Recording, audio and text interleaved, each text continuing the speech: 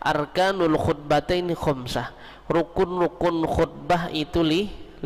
Jadi kalau sudah ada 5 nih berarti sah dan kada usah mengulang lagi khutbahnya. Jadi rukun 5 ini yang isinya kalau menggunakan pakai bahasa Arab paling kada ini yang harus menggunakan pakai bahasa Arab. Isinya misalkan tadi yang hadirin semuanya nih Jawa pakai bahasa Jawa, yang hadirin ini Madura, yang hadirin ini tadi Banjar, terserah pian mau pakai bahasa Indonesia atau bahasa Banjar terserah aja. Nah, jadi untuk apa? Inti daripada khutbah tadi bukan saja hanya menerapkan rukun, akan tetapi isinya ada yang dibawa bulik, ya.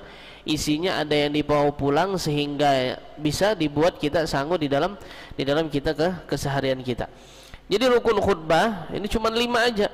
5 ini yang mau melaksanakan dengan khutbah. Yang pertama adalah hamdulillahi fihima, mengucapkan kalimat alhamdulillah di 2 rukun ya, khutbah pertama ataupun di khutbah kedua, dua-duanya harus ada kalimat hamdulillah, kalimat alhamdulillah. Kemudian yang nomor 2, wassalatu ala nabi sallallahu alaihi wasallam fihima, dan membaca salawat kepada Nabi Muhammad sallallahu alaihi wasallam di 2 khutbah pertama dan khutbah kedua. Dan kepada Nabi Muhammad sallallahu alaihi wasallam sallu ala Muhammad bisa, ya, ataupun salawat kepada Nabi Muhammad sallallahu alaihi wasallam pakai sifat-sifat Nabi Muhammad bisa, ya, pakai sifat-sifat Nabi Muhammad, ya, bisa dilaksanakan. Kemudian nomor 3, wal wasiyatu bittaqwa, wasiat bertakwa. Maka kada pas misalkan harus, ya, peringatan tentang, ya, untuk menjauhi daripada kemegahan dunia dan gemerlapnya dunia, kada cukup, karena orang kafir pun paham. Tidak cukup juga harus mengingat kepada kematian dan apa yang ada di kematian. Maklum orang kafir pun tahu, mereka juga yakin mati. Tapi ini yang diminta oleh agama adalah wasiat takwa. Nah, wasiat takwa yang sehingganya mengikuti daripada sunnah Nabi Muhammad sallallahu alaihi wasallam, ya, innama ja'alul wasiyah bittaqwa ruknan min arkanil khutbatain lil ittiba. Dijadikannya wasiat takwa di dalam kita mengkhutbah itu adalah untuk ittiba, mengikuti Nabi Muhammad sallallahu alaihi wasallam. Fakana sallallahu alaihi wasallam yuwadhib 'alal wasiyah bittaqwa fi khutbatih, rawahu Muslim. Di dalam hadis sudah disebutkan, riwayat Imam Muslim mengatakan bahwasannya Nabi Muhammad SAW kalau khutbah itu pasti wasiatnya tentang takwa. Apa itu takwa? Nah, misalkan imtisalul awamir wajtinabin nawahi man istisyar 'azamatillahi ta'ala, yaitu melaksanakan apa yang diperintahkan Allah dan menjauhi larangan Allah, bisa. Sudah kayak itu tuh. Ya, marilah kita sama-sama meningkatkan ketakwaan kita kepada Allah dengan menjalankan segala perintah Allah dan menjauhi segala larangan Allah. Dah cukup, Pak? Cukup, Pak? Sudah sampai situ. Dah cukup. Tapi kata Imam Ali bin Abi Thalib, beliau mengatakan, ya, apa sih takrif ataupun makna definisi daripada takwa itu tersendiri? Khaufum minal jalil, yaitu takut kepada Allah Subhanahu wa taala, wal amalu bitanzil, mengamalkan daripada Al-Quran, wal isti'dad liyaumir rahil, yaitu mempersiapkan diri untuk hari di mana kita kembali kepada Allah Subhanahu wa taala. Bisa yang seperti itu. Nah, itu definisi daripada takwa. Kalau pian ataupun pakainya kalimat, ya, marilah sama-sama kita bertakwa kepada Allah, walaupun tanpa harus dijelaskan, harus mematuhi perintah Allah dan menjauhi larangan Allah, maka itu masuk di dalam rukun di dalam kita melaksanakan khutbah dua khutbah. Kemudian yang nomor 4, wa qira'atu ayatin minal Qur'an fi ihdahuma, membaca daripada ayat Al-Qur'an di dalam 2 khutbah. Antara 2 khutbah terserah pian, khutbah pertama atau khutbah kedua. Kada cukup dengan kalimat tadi qala Allah Ta'ala fil Qur'anil Azim qaf, enggak paham apa kok. Ataupun qala Allah Ta'ala fil Qur'anil Azim, a'udzubillahi minasyaitonir rajim, bismillahirrahmanirrahim, Yasin. Enggak. Yang ayatnya tadi bisa difahami. Ini paling faham bubuhan piannya itu bismillahirrahmanirrahim. Qul huwallahu ahad. Allahu samad. Ya enggak masalah, Mak. Ya, pakai ayat itu ya.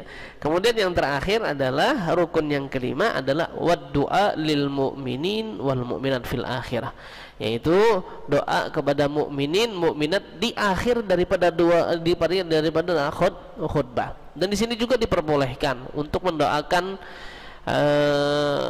pemimpin-pemimpin kita, ya, pemimpin-pemimpin kita yang ada di negara kita ataupun di daerah kita masing-masing, kita doakan. Karena apa, kata ulama mengatakan mendoakan kepada pemimpin-pemimpin kita apabila dengan kebaikan, maka kebaikan tersebut akan berimbas kepada masyarakat yang ada hidup di lingkungan itu tersebut. Mendoakan kepada mereka maka kadang bermasalah. Nah, itu yang diminta di dalam kita melaksanakan khutbah, ya. Tapi ini yang bagi yang khotib aja, bagi yang khotib aja. Jadi Nabi Muhammad SAW itu, kata Sayyidina Anas bin Malik, ya, beliau mengatakan, tidaklah aku berimam kepada seseorang ataupun hadir di ceramah seseorang yang lebih cepat, yang lebih enak didengar daripada ceramahnya ataupun sholatnya Nabi Muhammad SAW. Jadi, ya, di Al-Hikmah juga ulun sudah jelaskan, wabil khusus di Sirajul Muhtadin. Sirajul Muhtadin ini adalah masjid jalan, masjid jalan yang sehingganya perlu diawasi dan antusias tentang permasalahan imamnya, ya. Wabil khusus di sembahyang maghrib dan isya, ya, dan sembahyang duhur diperhatikan. Sembahyang duhur itu kan orang begawi kan sembahyangnya di sini, orang pasar sembahyangnya di sini. Jadi apa? Orang kesini tuh kadang berhajat, yang sehingganya imam itu kalau bisa harus tahu tentang keadaan makmum, tapi tidak harus bertanya juga. Pian jadi makmum hajat pian kesini apa? Kada. Maksudnya apa? Di sini pahamnya imam adalah bahwasannya sembahyangnya itu santai aja.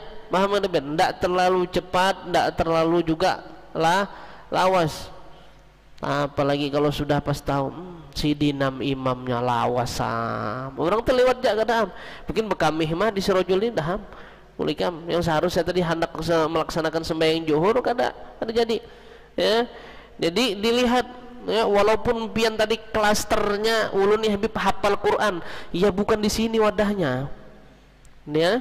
Walaupun klasternya pian nih tadi ulun nih hafal Quran 30 juz, jadi imam di sini kada juga pian tadi pas jadi imam langsung Al-Baqarah, bismillahirrahmanirrahim, alif lam mim dalikal waduh, jar si makmum ni bulikam sudah jar Allah wasallam ini. Makanya kata Nabi Muhammad SAW, beliau mengatakan, ya, kata Sayyidina Abdullah bin Amr bin As, beliau mengatakan bahwasanya kuntu usolli wara'an Nabi SAW fakanat salatuhu qasdan wa khutbatuhu qasdan. Dulu kalau kami sembahyang di belakang Nabi Muhammad SAW, solatnya tuh sadang dan khutbahnya juga sadang. Kalau sudah bahasanya kita tuh agak dipanjangkan sadang, nah kalau sudah sadang ini sudah berarti lawasam sudah nih. Sadangam si dini sudah jadi imam, atau jar khotib yang sadangam sudah khotib, wah berarti itu sudah kelas terpian kepanjangan kepanjangan. Apalagi khotibnya tadi bawa bukunya sini pian kuwi jar suruh turunam, itu bisa khutbah dari jam 12 itu turun jam 1 atau setengah 2 keluar. Nah itu kalau sudah pas naik alhamdulillah, kalau dibaca seberatan ya habis ya. Jadi itu, ya, terkadang sih sekarang nggak usah pakai ini, ya, dan bukan juga syarat harus hafal. Ini kadang kan orang mau khutbah Jumat, khutibnya itu harus hafal teks. Waduh, mati ya ini. Ulungkin kada wani, wujuran. Padahal ulun ini ceramah aja, tapi suruh khutbah tanpa teks ini kada kawa ulun. Bisa hilang juga. Khutbah tanpa teks, cari khutib yang lain aja. Tapi Tapi kalau sudah kalau ceramah boleh-boleh lah kada pakai teks. Kalau ceramah berteks itu juga mau khutbah namanya. Ya lah. Jadi kalau khutbah ya misalkan tidak ada nih rukunnya di sini ya, nah rukun khutbah kada boleh bawa teks nih, tidak nah, ini rukun kelima, rukun ditambahi lagi satu ya, yang mau khutbah harus kada pakai teks ini tidak. Mau dia pakai teks ndak pakai teks sih silahkan ya. Kadang ulun gagan tuh apa, kalau yang khotib itu tadi mau khutbahnya itu pakai HP, pas SMS masuk tuh baca SMS daripada khutbah. Nah itu kan nyanyuk nah, keluar SMS, nah terbaca dulu SMS baru mau khutbahnya. Nah itu ya entaham lah gitu. Di situ. Jadi ya adapun dia mau pakai teks ndak pakai teks ya kada bermasalah ya, kada bermasalah. Nah yang ini pastinya disesuaikan isinya, kalau bisa disesuaikan dengan keadaan masyarakat ataupun bulan yang lagi dijalani oleh masyarakat dan keadaan tersebut. Nah itu yang diminta. Nah di sini masalah isi itu bebas, cuman bebasnya tadi ndak juga lawas gitu. Nah khutbah itu ndak haruslah lawas, jadi nanti terkenal pian sidin tuh kalau sudah khutbah lawas, sudah cari masjid lain gini kita. Nah, jadi di situ lah. Jadi khutbah ini ya kalau bisa sedang-sedang aja, karena ini ya orang yang mau khutbah Jumat ya, mau khutbah Jumat itu apalagi wabil khusus di Indonesia bukan hari libur lah. Jumat ini kan lain hari libur ya, cuman dikasih waktu istirahat lebih banyak, jam 10 sudah keluar dari kantor, terkadang nanti setelah Jumatan sudah masuk kantor lagi, cepat masuknya. Dan biasanya pulang mereka itu orang-orang kantoran itu biasanya jam 11 setengah 12 dari kantornya, tapi untuk khusus hari Jumat jam 10 ya, keluar jam 10 kemudian melaksanakan sembahyang Jumat. Nah ini ya, karena apa, kadang orang tuh kepingin tergesa-gesa, kepingin juga istirahat daripada sembahyang Jumatnya. Jadi di sini disimpulkan bahwasannya wabil khusus di masjid ya Sirajul Muhtadin kalau bisa diperhatikan tentang permasalahan sembahyang maghribnya. Sembahyang maghrib karena waktunya pendek, tidak juga pakai surah-surah panjang, paling tidak dari wadduha ke bawah. Kemudian di sembahyang isya ya paling tidak di juz amma lah, jangan pula juz ammanya biar baca habis bulik kurang amma ya tasa'alun habis wan nasi'atu terus habis itu ya. Paling tidak ya dipilih-pilih surat yang sesuai lah ya, sesuai dengan waktunya, waktunya. Nah begitu juga dengan khutbah ini ya, khutbah ini perlu dipertahankan tentang permasalahan norma-normanya juga di dalam khutbah juga ya. Walaupun khutbah tadi harus menggelegar, tapi jangan juga menghantak-hantak apa tongkat nih. Oh, alhamdulillah terus dengan tongkat, mungkin yang di muka tuh guring kalau lah dihantak sidin. Untung gara-gara dipentung-pentung. La ilaha illallah.